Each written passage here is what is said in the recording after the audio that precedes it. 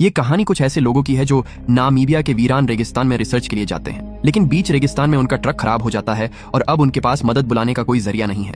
इसी बीच उन्हें रेगिस्तान के एक ऐसे रहस्य का पता चलता है जो लगातार एक एक करके उन्हें खत्म कर रहा था। ऐसे में उनका ये मिशन जिंदगी और मौत की जंग बन जाता है। कहानी शुरू होती है 3 लोगों से जो एक रेगिस्तान में भटक रहे हैं। ये लोग एक रिसर्च कंपनी के लिए काम करते हैं। इनका काम ऐसी जगह जाकर मिनरल खोजना है जहां इंसान आसानी से नहीं पहुंच पाते। आज उन्हें एक ऐसी लोकेशन का पता चला है जिसके लिए वो तीनों पूरी तैयारी के साथ निकल पड़ते हैं। वहां पहुंचने पर उन्हें अंडे की शेप वाली एक अजीब सी चीज मिलती है।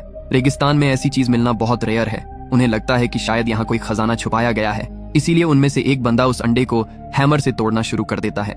जैसे ही उसमें एक होल होता है वह अंदर झांकता है, लेकिन तभी उसके अंदर से एक भयानक मॉन्स्टर बाहर आता है और उन तीनों को एक एक करके खत्म कर देता है। अब सीन बदलता है और हमारी मुलाकात जैक से होती है। वह भी एक रिसर्च टीम का हिस्सा है। तभी जैक का बॉस वहाँ आता है। वह उसे एक पेपर थमाकर बोलता है कि तुम्हारा ट्रांसफर अब साइट पर हो गया है और तुम्हें कल ही निकलना होगा। ये सुनकर जैक चौंक जाता है क्योंकि उस साइट पर जो भी गया है वो मुसीबत में ही फंसा है। इसके बाद सीन शिफ्ट होता है और जैक एक सूटकेस के साथ रेगिस्तान के बीचों बीच खड़ा नजर आता है। पास ही एक छोटी सी दुकान वाला आदमी उसे पीने के लिए कोल्ड ड्रिंक देता है। उसे पीते हुए जैक सोचता है कि क्या किस्मत है, इस बंजर जगह पर भी कोल्ड ड्रिंक मिल गई। तभी वहाँ कोल नाम का एक लड़का उसे रिसीव करने पहुंचता है। वो काफी खुश लग रहा था। कोल उसे अपने कैंप ले जाता है। वहाँ उसकी मुलाकात ऑफिस के बाकी लोगों से होती है। इनमें मैसी नाम की एक लड़की भी है जिस पर सब लाइन मार रहे होते हैं। मैसी उससे पासपोर्ट मांगती है और फिर उसका बैग चेक करने को कहती है। बैग में उसे एक मशीन मिलती है जो जमीन के काफी नीचे तक की चीजों का पता लगा सकती है। इसी बीच हम देखते हैं कि जॉन नाम का एक बूढ़ा आदमी एक डायरी अपनी पैंट में छुपा लेता है। मेसी उसी डायरी को काफी देर से खोज रही थी क्योंकि उसे जैक की एंट्री करनी थी। इस हरकत पर वहाँ काम करने वाला एक और आदमी भड़क जाता है। जॉन अक्सर मेसी को परेशान करने के लिए ऐसा करता रहता है। इसी बात पर दोनों में बहस हो जाती है और आखिरकार जॉन डायरी वापस कर देता है। इसके बाद मेसी और जैक बाहर आते हैं। दरअसल उन्हें शुरुआत वाले उन 3 लोगों को खोजने निकलना है जो इन्हीं की टीम के मेंबर थे। हमें तो पता है कि वो वापस क्यों नहीं लौटे, पर इन्हें कोई आइडिया नहीं है। मैं आपको बता दूं कि ये रेगिस्तान जैसा दिखता है, असल में वैसा है नहीं। यहाँ कुछ ऐसे अजीब जानवर रहते हैं जो इंसानों की सिर्फ हड्डियां छोड़ते हैं। इसके अलावा इस रेगिस्तान के नीचे इतना खजाना दबा है कि उससे पूरा अमेरिका 3 साल तक मजे से खा सकता है। इसी खजाने की तलाश में ये लोग सालों से भटक रहे हैं। हम देखते हैं कि उनके ट्रक पर कई गैलन पेट्रोल लदा है। इन्हें खुद नहीं पता कि यहाँ कितने दिन सरवाइव करना पड़ेगा। सफर में हमारे साथ ट्रक में सेरा और माइक भी हैं। कोल को तो हम पहले से ही जानते हैं। इन सब का सफर शुरू होता है और वो रेगिस्तान में बस भटकते रहते हैं। माइक की बातें सुन सुनकर कोल बोर होने लगता है, पर वो कुछ बोलता नहीं है। दूसरी तरफ जैक धीरे धीरे मेसी की तरफ अट्रैक्ट होने लगा था। तभी हमें एक फ्लैशबैक सीन दिखता है जब ये सब ट्रक में बैठ रहे थे। उनके साथ सुलेमान नाम का एक लोकल आदमी भी था। जाने से पहले उसने इन लोगों को एक स्कल वाला लॉकेट दिया था और हिदायत दी थी कि इसे कभी मत उतारना। अब वापस प्रेजेंट में आते हैं। इन लोगों को पुरानी टीम का ट्रक मिल जाता है। वो वहीं रुककर इन्वेस्टिगेशन शुरू कर देते हैं। कुछ ही दूरी पर एक टीम मेंबर को कुछ मिलता है। वो असल में उन्हीं 3 लोगों की लाशें थीं जो पूरी तरह से गल चुकी थीं। ये देखकर कोल सोच में पड़ जाता है कि इनकी मौत को तो मुश्किल से 3-4 दिन हुए हैं, फिर बॉडी इतनी जल्दी डिकम्पोज कैसे हो गई, ये तो इम्पॉसिबल है। और आखिर इन्हें मारा किसने? तभी माइक पॉइंट आउट करता है कि यहाँ तीसरे बंदे की लाश नहीं है, हो सकता है ये उसी का काम हो। तभी ऊपर से कुछ आवाज आती है। जब वो वहाँ पहुंचते हैं तो उन्हें किसी के पैरों के निशान दिखते हैं जो काफी दूर तक जा रहे थे। वो लोग उन निशानों को फॉलो करते हैं, लेकिन थोड़ी दूर जाकर वो नोटिस करते हैं कि पहले 2 पैरों के निशान थे पर अब वो 4 हो गए हैं। ऐसा कैसे हो सकता है? सामने उन्हें एक अजीब सी जगह दिखती है। वो कोई श्मशान घाट या फिर कोई रिचुअल वाली जगह लग रही थी। जैक जब उसके करीब जाकर उसे छूने लगता है तो बाकी लोग उसे रोक देते हैं। ऐसी जगहों को छूना ठीक नहीं माना जाता।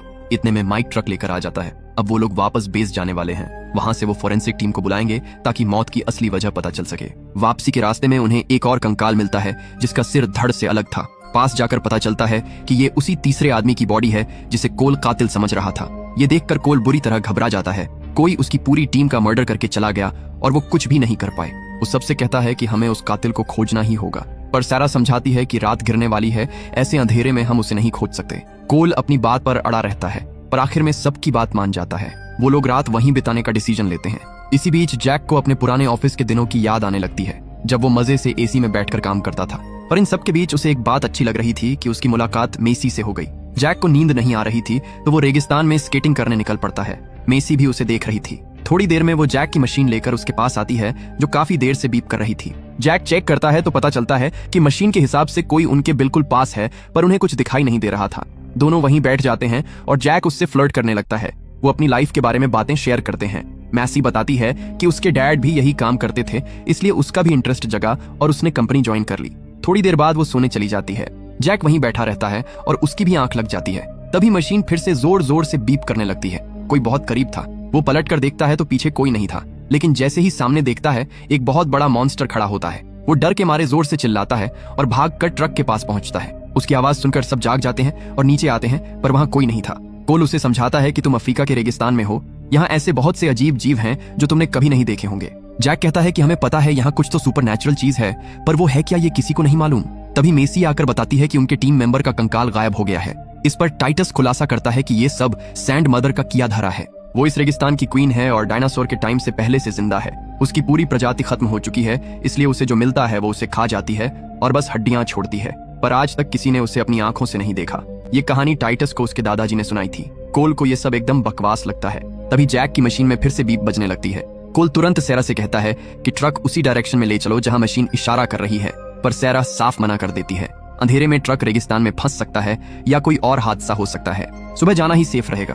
क्या आपको भी लगता है कि वो सच में सैंड मदर थी, या जो अंडे हमने शुरू में देखे थे वो उसी के बच्चे थे? क्या उसकी पॉपुलेशन बढ़ रही है? सुबह होते ही सब निशानों का पीछा करते हुए निकल पड़ते हैं। थोड़ी दूर जाने पर कोल अपने स्नाइपर से देखता है कि कोई क्रीचर वहां से भाग रहा था। वो बिना देर किए फायर कर देता है। गोली लगते ही वो क्रीचर किसी राख की तरह हवा में उड़ जाता है। जब सब पास पहुंचते हैं तो वहां उन्हें सिर्फ अपने टीम मेंबर का वही कंकाल दोबारा मिलता है। इस बार वो उसे अपने साथ रख लेते हैं। टाइटस बताता है कि जवानी के दिनों में उसके साथ भी कुछ ऐसा ही हुआ था। उसका एक चरवाहा दोस्त बकरियों के साथ जा रहा था, पर जब टाइटस वहां पहुंचा तो उसे सिर्फ दोस्त की हड्डियां मिली।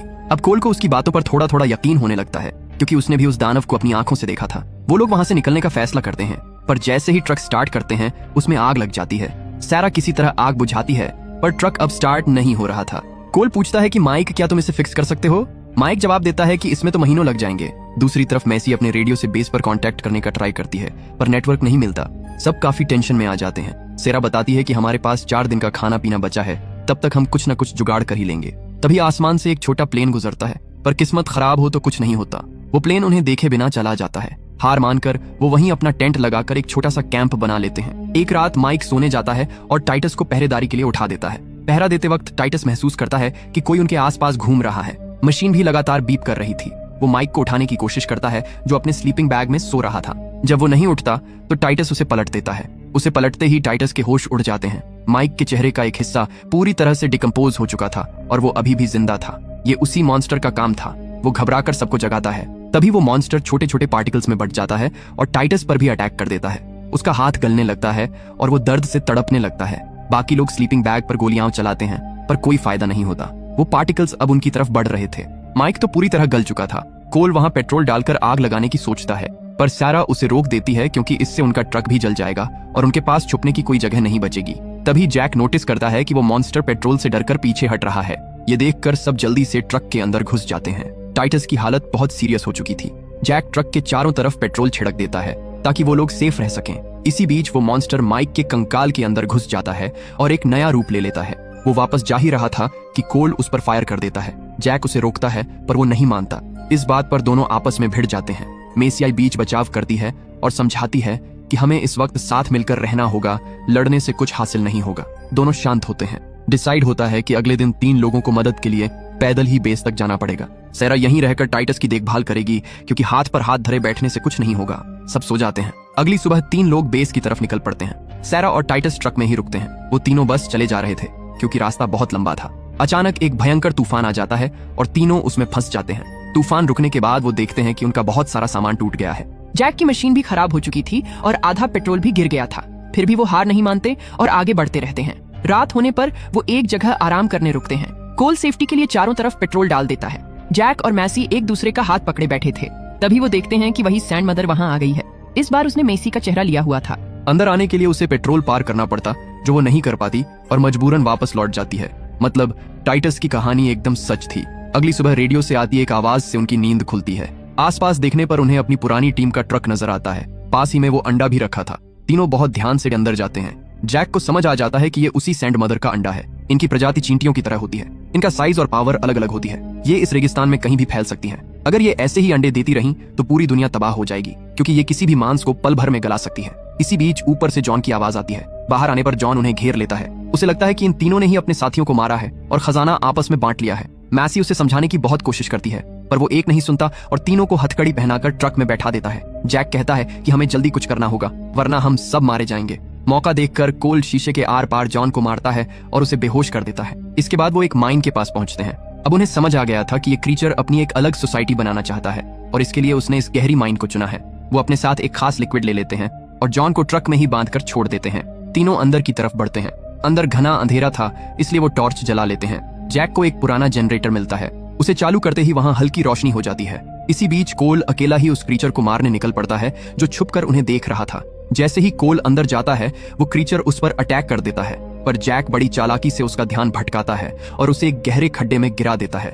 कोल उसे थैंक्स बोलता है, पर तभी वो मॉन्स्टर खड्डे के अंदर से कोल का पैर पकड़ लेता है और उसे नीचे खींचने लगता है। जैक और मैसी उसका हाथ कसकर पकड़ लेते हैं, लेकिन कोल खुद ही उनका हाथ छोड़ देता है और उस लिक्विड के साथ खड्डे में गिर जाता है। इससे उस मॉन्स्टर और कोल दोनों की मौत हो जाती है। पर कहानी अभी खत्म नहीं हुई थी।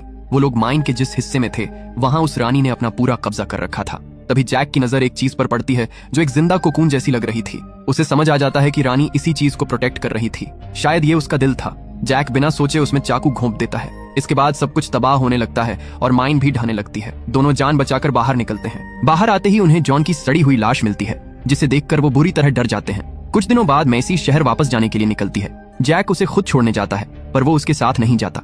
अब उसे कुछ और खोजना है। उसने मेसी को तो शहर भेज दिया, पर हम देखते हैं कि मेसियाई के बैग में एक और कोकून रखा था जिसे वो रिसर्च के लिए शहर ले जा रही थी। इसका सीधा सा मतलब है कि वहां सिर्फ एक रानी नहीं थी, बल्कि ऐसी हजारों रानियां हो सकती हैं जिनके अनगिनत कोकून्स होंगे। जैक को अब अपनी जिंदगी का मकसद मिल गया था और वो उन्हीं को खोजने के लिए रेगिस्तान में ही रुक जाता है। और इसी के साथ ये कहानी यहीं पर खत्म हो जाती है। तो दोस्तों, आपको ये कहानी कैसी लगी कमेंट करके जरूर बताना और इसी तरह की वीडियो के लिए हमारे चैनल को सब्सक्राइब कर लेना। अगले वीडियो में मिलते हैं।